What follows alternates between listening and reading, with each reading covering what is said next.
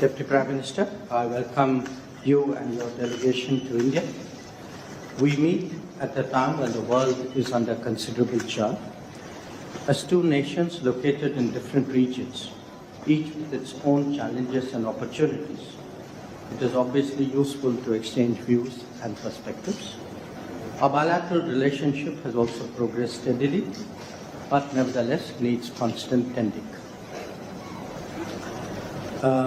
India and Poland have traditionally enjoyed warm and friendly ties. In recent years, it's been marked by high-level political exchanges and vibrant economic and people-to-people ties. The visit of Prime Minister Narendra Modi to Poland in August 2024 saw our relationship elevated to a strategic partnership status. Today, Deputy Prime Minister, we would review the Action Plan 2024-28, through which we seek to realize the full potential of our strategic partnership. We will also discuss ways to take forward our cooperation in trade and investment, defense and security, clean technologies, and digital innovation. Poland is one of India's largest trading partners in Central Europe. Our bilateral trade, I believe, stands at about $7 billion, having registered a growth of almost 200% in that past decade. Indian investment in Poland has surpassed $3 billion, creating a number of job opportunities for Poles. India's strong economic growth, size of its market, and pro-investment policies provide immense opportunity for Polish businesses.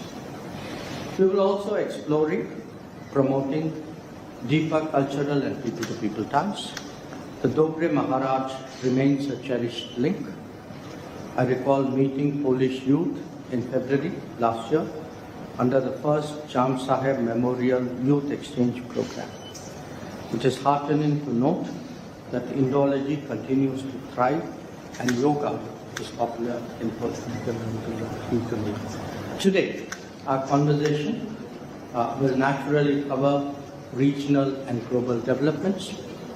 In particular, an exchange of assessments on our respective neighborhoods would be useful.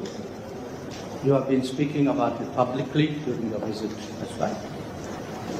In recent past, both in New York last September and in Paris this January, I have candidly shared our views on the Ukraine conflict and its implications. While doing so, I have also repeatedly underlined that the selective targeting of India is both unfair and unjustified. I do so again today. Deputy Prime Minister, you are no stranger to our region and are more than familiar with the long-standing challenges of cross-border terrorism. I hope at this meeting to discuss some of your recent travels to the region. Poland should display zero tolerance for terrorism and not help fuel the terrorist infrastructure in our neighborhood. Once again, a warm welcome, and I request you for your opening remarks. I was delighted to be attending for the first time the Jaipur Literary Festival, a great global cultural event. As you said, I personally have been to India many times before, both privately and officially, but for the first time since the establishment by our Prime Ministers of the strategic partnership. And as you said, we want to review the progress and the perspectives. We seem to be the dynamic countries in our regions, and therefore we should explore the opportunities that there are. We are also countries that were colonized in the 19th century, so we have particular sensitivities in that area. I completely agree with you on the need to counter transnational, trans-border terrorism. Poland, as you may have heard, has been a victim of both arsons and attempted state terrorism when a Polish railway line was blown up under a moving train just very recently.